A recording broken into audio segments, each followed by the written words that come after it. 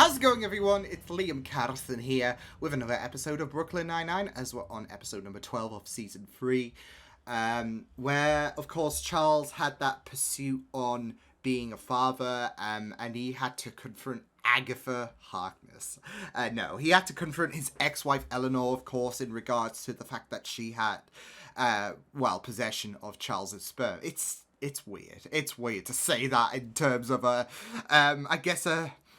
introduction piece. So yeah, but there was that situation, of course, and you had Jake being very, very supportive in terms of especially his experiences of what it's like to have a father who might not be there all the time, that, you know, being a biological father might not be the be-all. Like, he could still be a supportive father, especially with how Charles is in terms of his personality anyway, so he could still be a father even if he's not biologically the kid's father. So yeah, but great stuff in terms of the last episode. There was some really fun moments, and now we're getting into the second half of this fantastic season. So why don't we get into episode number 12 of season 3 for Brooklyn Nine-Nine. Let's go.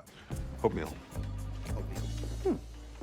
Oh my God. Characteristic-ish. He didn't even wipe it off. He's totally given up on life. It's loneliness. Oh, wow. Ever since Kevin left for a sabbatical in Paris, he hasn't been the same. I tried to get him out of the house. Aw. I invited him to bar trivia, He's but he turned lonely. me down. Not that Trivia Newton-John needed the help. We're nationally ranked. It's Matter on the street that he's back in town. Will you help me? Sounds interesting. There's that Let me in. smirk. He's in. He's Thank in. you very much, sir. Awesome. Goodbye, Italian. For crying out loud. Oh, standardized tests. Never be as good a leader as Hope. You need to stop focusing on tests. There's more to life than scores and book learning, okay? I'm sure he'd be a Look great at me. leader I've had no anyways. official dance. This is how Jason saw the world. Wait, was this your dog that humped everything? Yeah, that's how he died. Oh. He was going to town Oh. in one of my snow boots, and his little heart just gave out. Oh! He didn't even finish. Gross. Oh! Anyway, we have to work a string of B&Es on 4th Street. It shouldn't be laughing. It's time for you to move on. But- So Jackson would have wanted. Jason. Whatever, little buddy. No. He was all right. It's not like we were close. I was just his trainer at the gym. Then why were you always going out to dinner with him? Was he doing reps of linguine? No. Look, you don't say no to Garibaldi, all right? That's why I always let him work his Love chest it. and his abs, but never his leg. Every day on this job is a wonder. Damn right it is. I love this. I love that. Holt's like, yeah, hell yeah, hell yeah. Contact with that guy for a couple of seconds. Plus, he didn't even lick any of our eyeballs. I'm afraid you both have the mumps. Oh Mumps. no! Still a funny word. on all my vaccinations. I'm immune to stuff you've never even heard of. But not immune to braggadocio. Oh! Anyhow, over the next several hours, you will more than likely develop fever, aching, fatigue. Doesn't sound too bad. Also, tart foods will cause intense jaw pain, so you may want to avoid sour candies. What? You may get painful goiter-like swelling in. No, 9 days in isolation. Sir, I'd be happy to keep you company.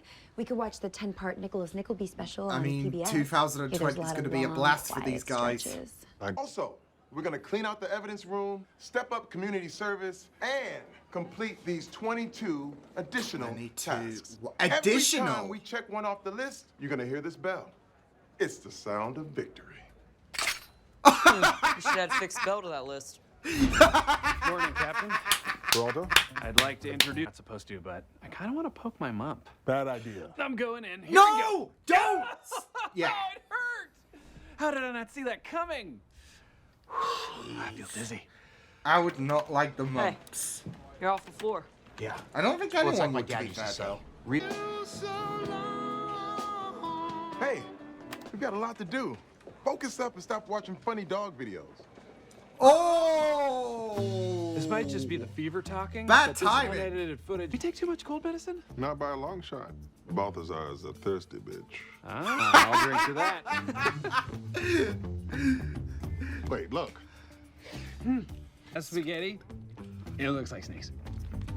They're getting hooked on that That's shit. right, Hey, the bell's 9-9. fixed. That's the sound of the victory bell. We just crossed our first task off the list. Oh my goodness, Terry, that is so great. Which one was it? Fixed bell. Yeah. Well, less than I. Each eat a 6-inch sub, 2.5 meatballs a piece? Are we children? What is this, Russia? Okay, that's it. No one eats the stuff. Wow. Get Is back this to work. This is a war cry for Why did you Scully just go in and the kitchen? Hitchcock.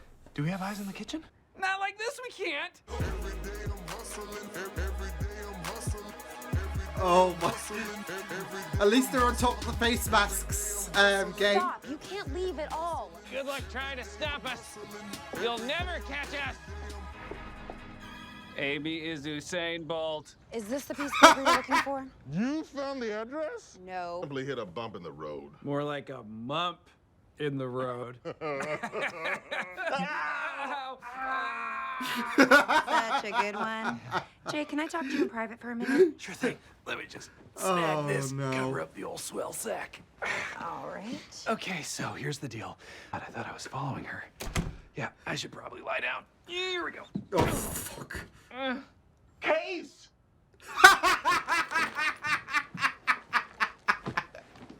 Why not? All dogs are basically the same. Watch this. Arlo, go hump that toy.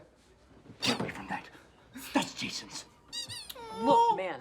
I I've want been the patient. We have doggo. a case we need to work on. And teach the hazmat class. And I'll do everyone's work. Because apparently, I am No the one's only stepping one up keeping their this game. precinct together. It's like a substitute teacher. Oh my! Oh my! Me again. Wow, well, you didn't seem to mind me helping you when I got you your job back at the 9-9. I didn't ask you to do that. Oh my God! You said we were out of peas, you pea hog. He lied. You both. You back. Double pump. Nights or folk art festivals. Working old ass cases Caring with their mumpy boy for people. Jake. Oh, for Back crying to out you, loud. Amy. We're doing great. You're gonna eat this ziti, and you're gonna appreciate it, and you're gonna grow the hell up. Whoa, Amy! 10 digits, maybe it's a phone number. Look, 718 Brooklyn area code. Yes, Ah. that's definitely it. Wait, did you actually use all of this salt and 18 cups Yeah, of oregano? 7. Back off. I What? solved the case. 9 onions? Oh, Amy. How am I? Damn, the bad guy Amy! here? The difference between you and Holt is that he lacks the strength to close a door so hard a room blows up. Thanks, Gene. You don't have to thank me. All I did was be the only person who believes in you. Don't lean against the door. Terry caused structural damage. Oh fuck! My God, you're strong. Brief. I've only had Arlo for a day and a half. But if anything happened to him, I would kill everyone in this room and then myself. The meme. Very violent The meme. eulogy, I I like recognize that meme. Charles, I'm sorry. You don't have to get over it. Take as long as you want. Scully, it's time. Ave Maria. Oh my goodness. Okay, thank you. Good news. That was Garibaldi's thoughtful. phone number is still active. Oh, sour candies. I missed you so much. God, birds! Thank you for this gift. You don't have to, you know. Oh man. He's gonna keep eating it as well. So. Oh man. Oh, that was probably one of the funniest episodes in season 3. Especially when it comes to the delirium that Holt and Jake were subscribed to.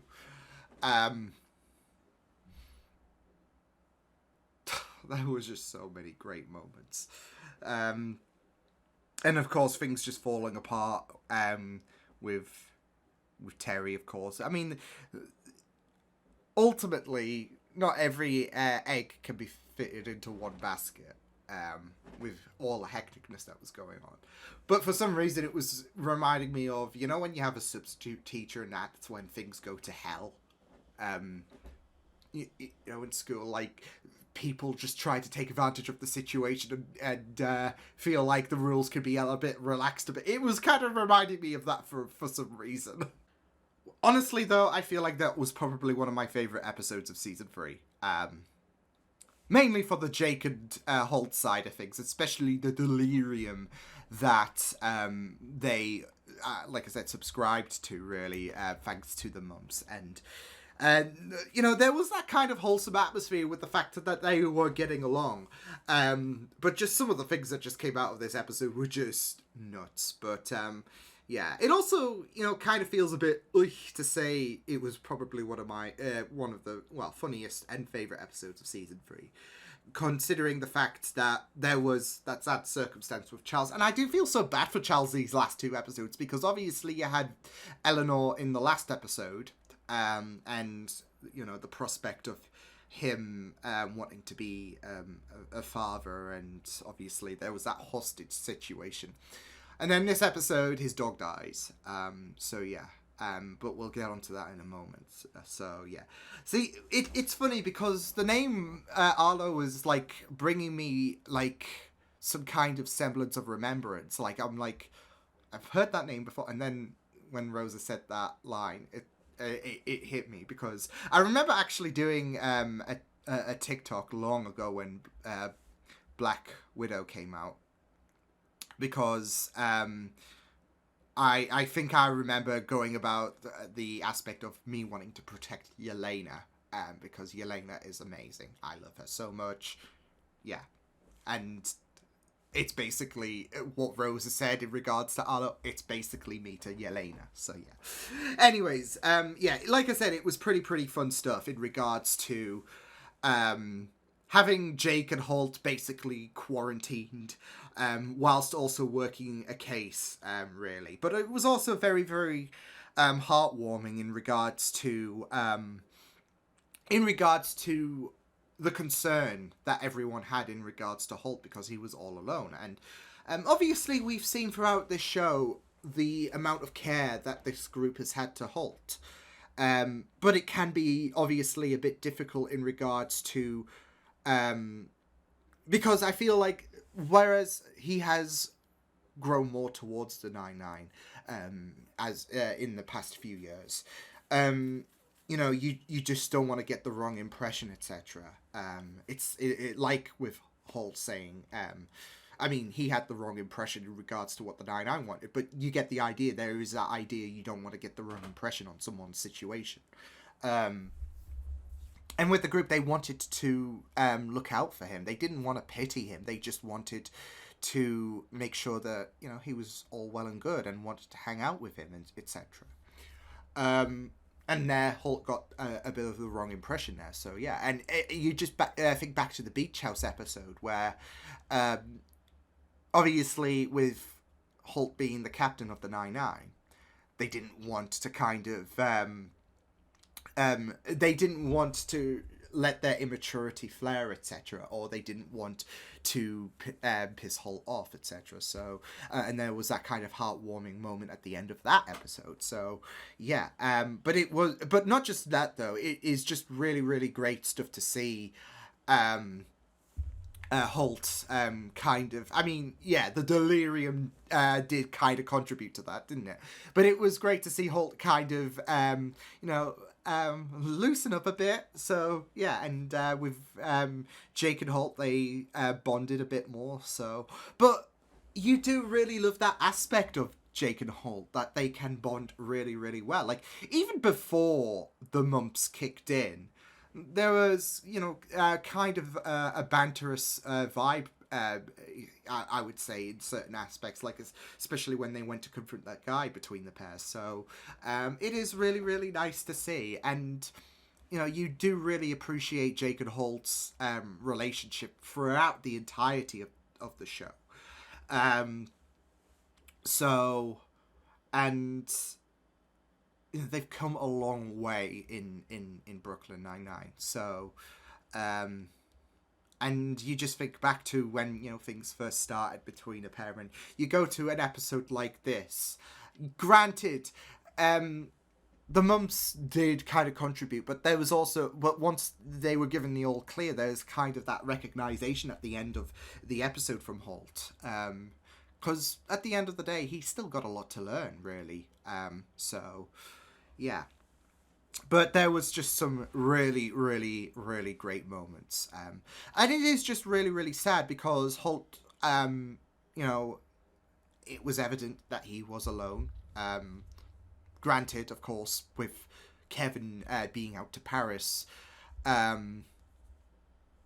you do tend to expect that, but he is, you know, someone who's bottling. He's not letting that kind of vulnerable side come about. He's not going to, like, he's going to be someone who's secluded and who will stick to the shadows, really, rather than just admitting that he is lonely. But you could, but again, you see how the 99 do care for him, and there is that idea that they want to, be there for him, and they want to make sure that, he's all well and good, and they want to, consider him a friend, really, not just a captain, but a friend, someone who they really, really cherish so much. So, yeah, but it was just really, really great stuff to see them, despite hitting certain dead ends, work together on this case. So, yeah, it was just pretty great stuff. And I really, really loved how Amy, who, of course, had that immunity, for some reason, because, I've never had the mumps, don't want to, but there was a side of me that was thinking, okay, well, she's surely gotta, get the mumps, but I guess, there is that immunity that she was talking about in the doctors. That's why, she was practically fine being 2 centimeters away from Jake and all of that, but I don't know, for some reason I was just expecting some kind of hilarity to just emerge there. But yeah, I really, really loved how Amy just decided to read, like, it's on brand for Amy to follow instructions and all of that, even if it is ludicrous, like 7, like, what, bowls of salt, like, no. Obviously that was the key to cracking the case, but still, it was, that was also a nice little highlight as well. So yeah, but also she was just trying to be the source of common sense as well, because obviously with Jake and Holt focused on this case and being out of their minds, they're not going to get anywhere. And they even decided to try and head out, of course, which isn't a good idea. And again, common sense prevails there. So yeah, but yeah, it was just really, really great stuff. Like, especially not just in terms of trying to keep some kind of common sense for Holt and Jake in regards to this case they're working on, but also in terms of Holt's reaction to thinking that people were taking pity on him. So and I feel like, he just doesn't want to be made out as someone who is vulnerable and all of that. So yeah, but it was really, really, really great that, Amy was trying to get some clarity for Holt, and try to show him that we do care about you so much. It's, not weak or anything. It's not anything negative, really, for us to be thinking about you. It's because we care for you so much. So yeah, but it was just really, really great stuff. But it was also really, really great to see Terry just step up, really, because obviously that lieutenant thing is being a bit taxing on his mind. He's really, really stressed about trying to be a good leader, thinking he could never be Holt and all of that. And not to, mean this in a very bad way or whatever, but I don't think anyone could be Holt but Holt, really. But Terry is still going to be a very, very great leader. And, obviously this was his first steps, really. This was a trial run. And there is that idea of Terry wanting to impress Holt and wanting to stand out as a great leader by getting everything done, but you can't fit all your eggs in one basket, as Gina rightfully pointed out, because she even said sometimes it's just putting out fires, etc. And being a great leader is not always about fitting all your eggs in one basket, because that might cause more stress than it can cure them. He got a long list out there, and things were just falling apart, whether it be the building almost on the verge of collapsing, or Scully and Hitchcock fighting over a meatball sub. Things were just kind of fracturing, etc. And like I said, it's not always about accomplishing things in a matter of weeks or whatever. Some things will take time to accomplish, etc. So it's always a case of not cramming all your eggs in one basket, as Terry tried to do. But thankfully, Gina was there to kind of give him a bit of guidance there. So it was really, really great. And I really did love the whole situation with, Charles and his dog, who might, get a bit rowdy, of course. And the fact that Rosa did kind of recognize, especially towards the end, especially now that she got a dog of her own, she understood about Boyle's, sadness, really. So,